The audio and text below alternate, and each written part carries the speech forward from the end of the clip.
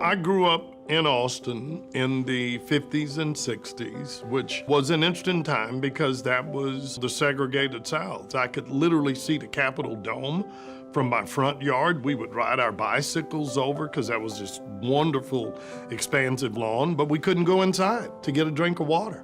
My story is the same as so many other young people of color who came of age in the South. Everything for us was about family, about faith, and then that passion that education would be the tool that we would use to change our lives.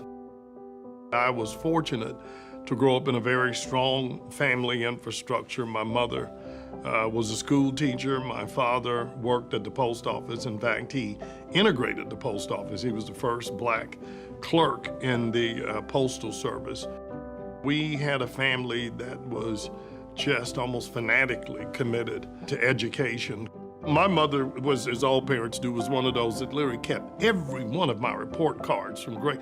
All my grade school report cards were straight A's, and back then they literally had a deal for conduct.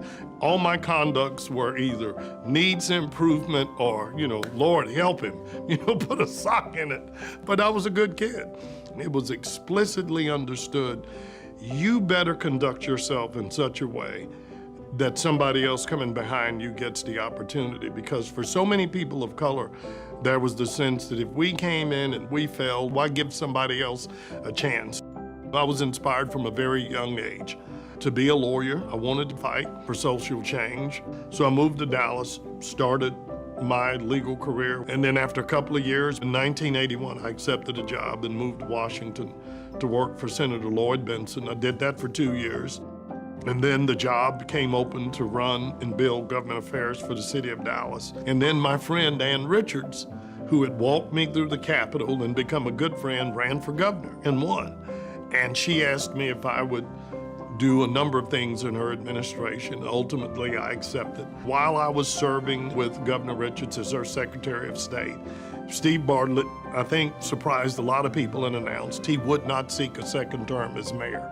And so at that point, I thought, I can do this. We were really fortunate. We won the mayor's race in May of '95 without a runoff with 65% of the vote.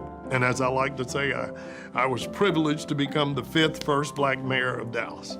One of the geniuses of junior achievement is to take kids, and particularly kids that come from disparate backgrounds, and at least get them to realize you can dream very different dreams and you can make those dreams come true. You gotta have a plan, and don't let others define that dream. When we embrace our diversity as a strength and embrace all of our young people as the geniuses, the dancers, the engineers, the dreamers they can be, we not only make their lives better, but we potentially enrich all of our own lives.